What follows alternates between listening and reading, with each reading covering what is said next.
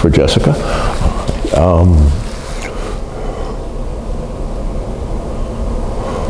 We're going to discuss the fact that there are spiritual people in the world and there are people who are not spiritual in the world. And there's every shade in between. And we're going to begin discussing what the day-to-day experience of one who's spiritual is. You can rarely extend yourself into the everyday environment for others, which is your only wish and desire and need, because you're not wanted, not needed, not asked for. That doesn't mean that you don't feel everything that God is all day, every day. And that's the point here. You're living in another place, another time, beyond place, always. This preciousness that some people have called God is a preciousness. It's like a child's first laugh, and it never, never, never fades. It always becomes a little more deep, profound, present with you. You're aware of it, as aware as it is of you. It's such a precious sense. If you've ever had true love, or again, you're with your child or someone close to you, and you have that resonance where they're not two of you, they're just this flutter in your heart always, but soft, velvety, smooth flutter, just is.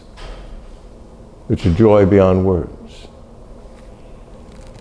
It's a wonder and an excitement, but in a subdued, powerful, profoundly powerful sense. You're always aware of God, but you're so humble. Let's get to the crux of this as quickly as it can be explained, that if the world didn't exist, the people who are worldly, who are materialistic, if it didn't exist, then this sense of yours of humility would be okay. You'd be involved with many different actual universes of divine presence. Just a holiness and a wonderfulness, and you're aware of all of it always. But when that person, when that presence is embodied in the world, you don't understand any of this. You're just there 24 hours away a day to give, to share, to uplift, to improve, to heal, to encourage.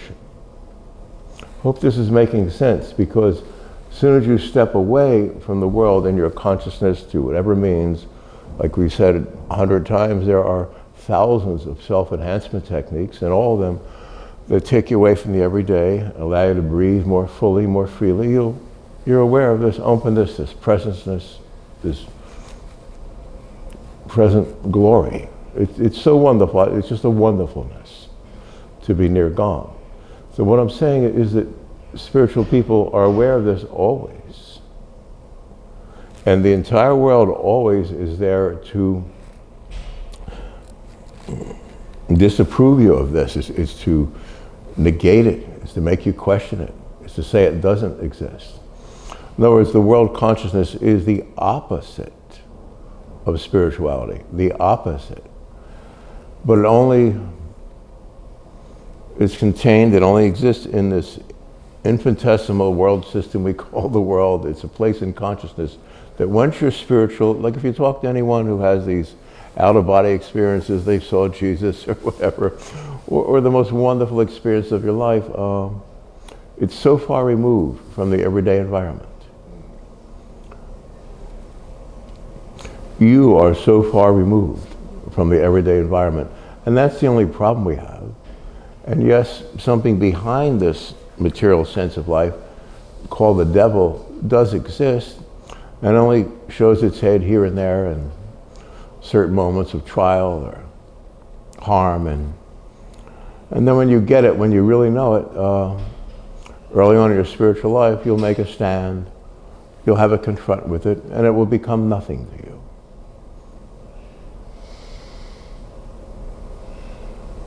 And the moment it becomes nothing to you, it'll be that it never was, that the world never was, because it's simply an outgrowth of this one infinitesimal, like not even an atom of experience. Because when you talk to people who have these spiritual experiences, it's so infinite and wonderful. How could this be?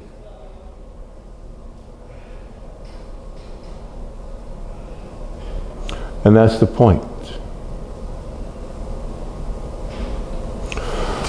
So all these self-enhancement techniques will take you away from your everyday grievances.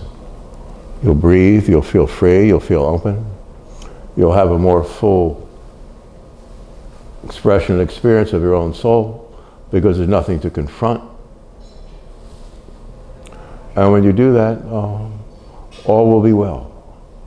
And you'll see the beginning and end of time as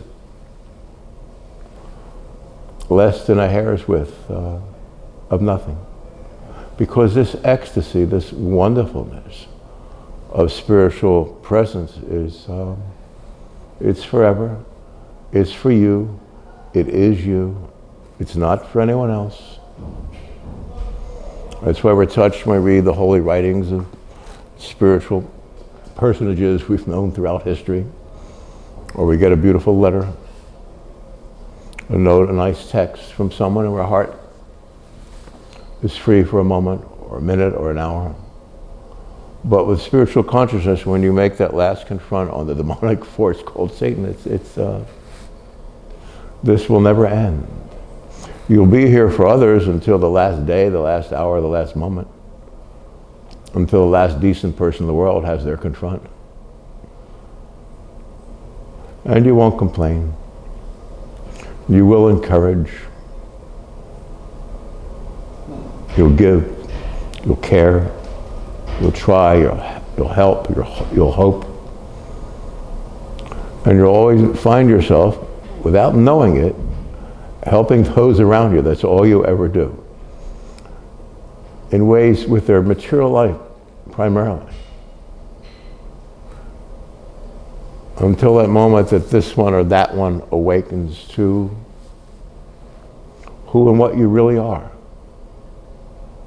But God looks out from your eyes. Experiences life with your heart. You are as He is.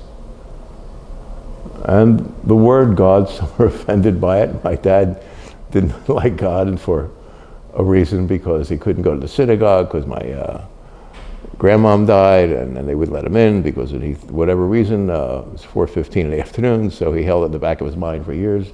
Didn't like God, and then he was near someone that I'm aware of that when he was intelligence work, and he was following someone that was very spiritual but had bad influences around them, and when he heard this person speak, he felt, he forgave God. But my dad was enlightened.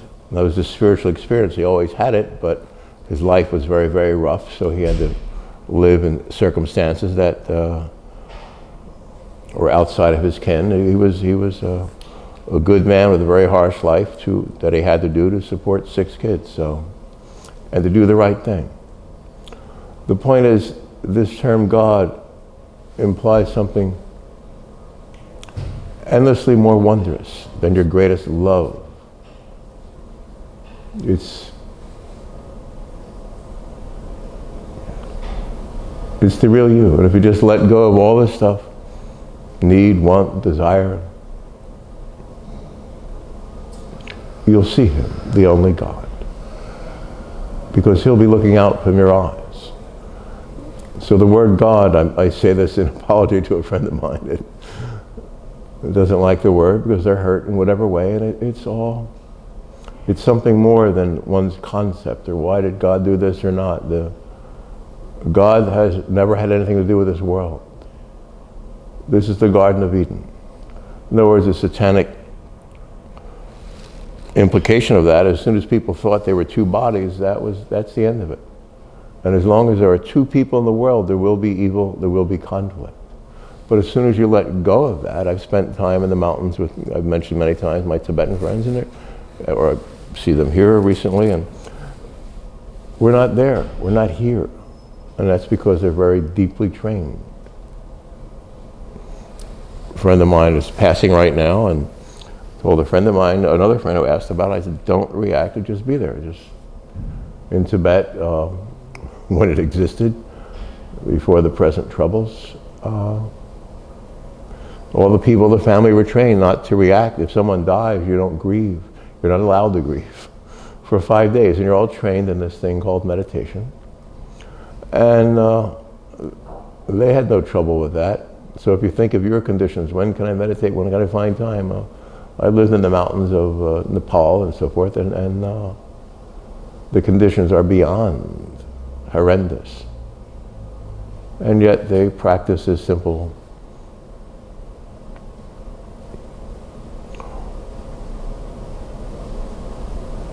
presence, of practicing the presence. Just being quiet, not reacting, and then you see through all of it. It's vacuous. There's nothing here. There's no one here. There's nothing separate. There are no problems. There's no need, no want, no desire. Nothing decays. And so for 5 days after someone passes, you can't react to it, to allow them to leave their bodily presence. Maybe they had cancer, whatever, so they're in pain. So, and as soon as you know they left their body, just don't react to it. And that way it's easier for the person who's also practicing meditation to not react what just happened, so they can let go. And after 5 days, the local lama would come by, and he'd have this dorje, this knife type thing, and he'd pierce the forehead, the third eye with it, with a holy ceremony, and that would, and then it would be assured that this person couldn't enter back into the third eye, into that presence again, so that would help them. That would be the last stage of letting go.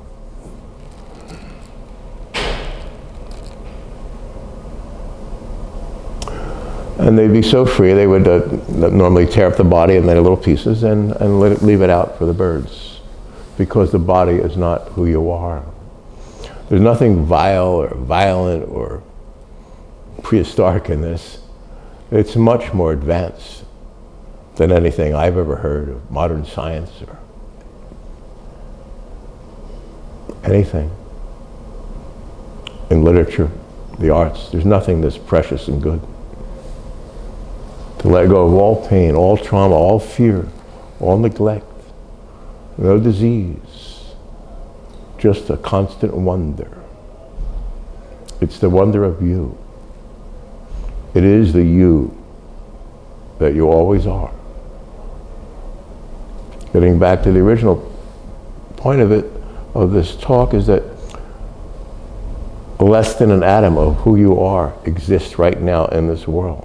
So if you can relate to the light side rather than the side that sees the world as a place of separateness, then you'll be home free. Then you'll understand, then you'll get it. And you are it. You were it. You will be it. Not this, not that.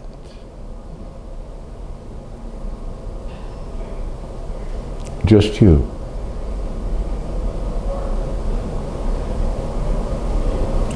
The original you that's looking out from your eyes now.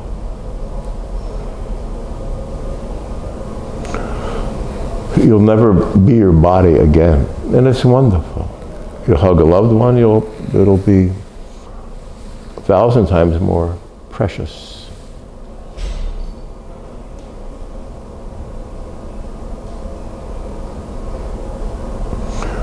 You're born to teach.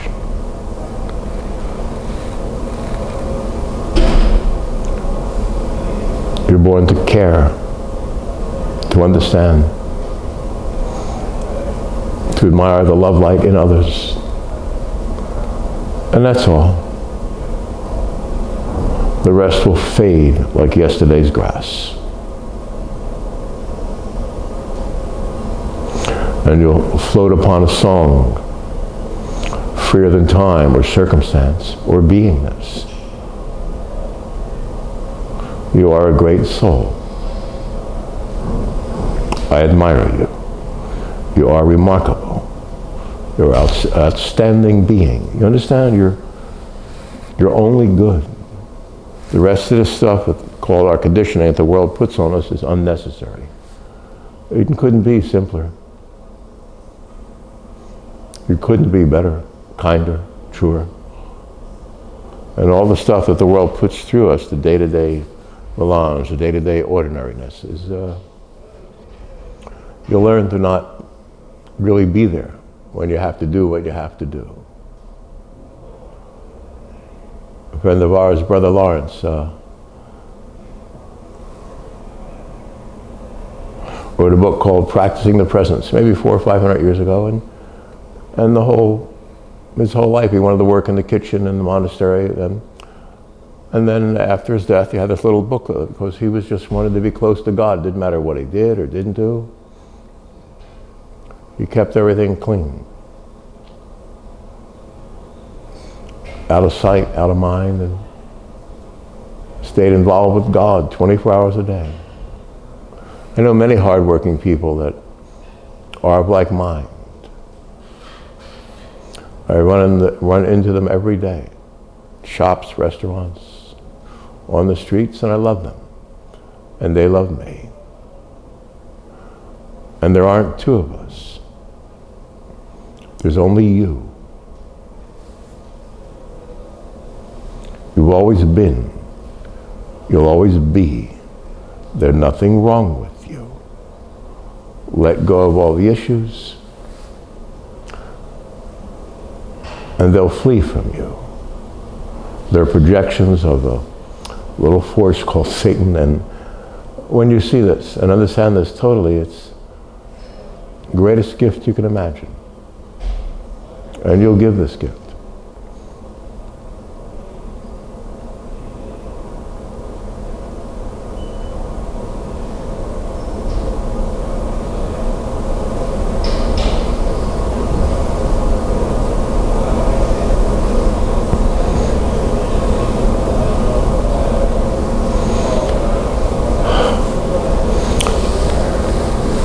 This lifetime is like a little bird lighting upon a leaf for a moment and flitting away. It's that nothing to you when you attain to this place called Illumination, Enlightenment. His whole lifetime will be, So yes, the dark force has worked on you all your life, hasn't it? Strange circumstances to make you guilty, wrong, incorrect, not enough, insufficient, not handsome or pretty enough, or whatever. But you're more than enough for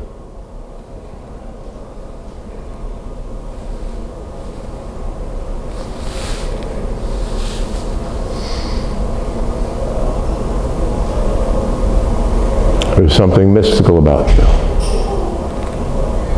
Something great, endearing and warm, and stirs the heart and soul. You're sent. You're blessed.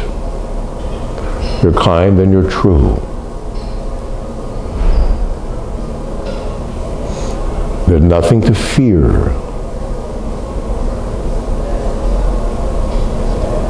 There's nowhere to go. There's nothing to do.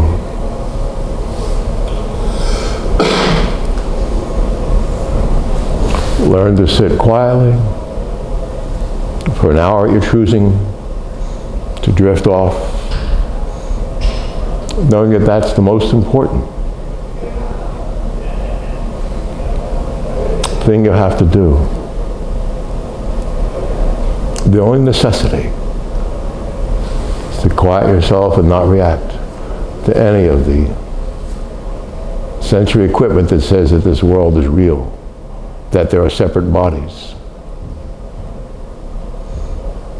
We talked before about Chogalungma, whatever they called Everest, the mountain goddess of the world. When I was looking at Everest from whatever, and the lamas were, they didn't want to climb it. They just looked. Because in this consciousness, Everest is inside you. Do you understand? It's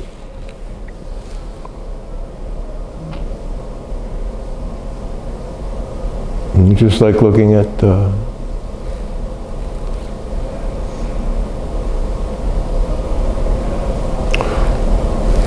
something of beauty, a work of art. But it's inside your consciousness.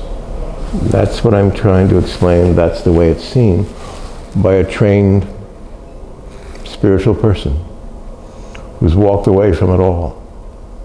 And you do it out of compassion. And you can still work in the most egregious circumstances and be illumined.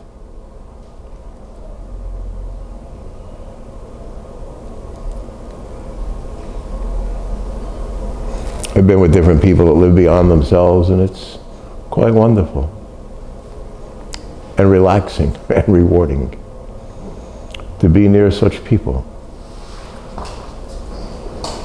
You're one. I'm one. Your mom is one. And the rest has no value. Thank you, Greg. Thank you for listening. Thank you, sir.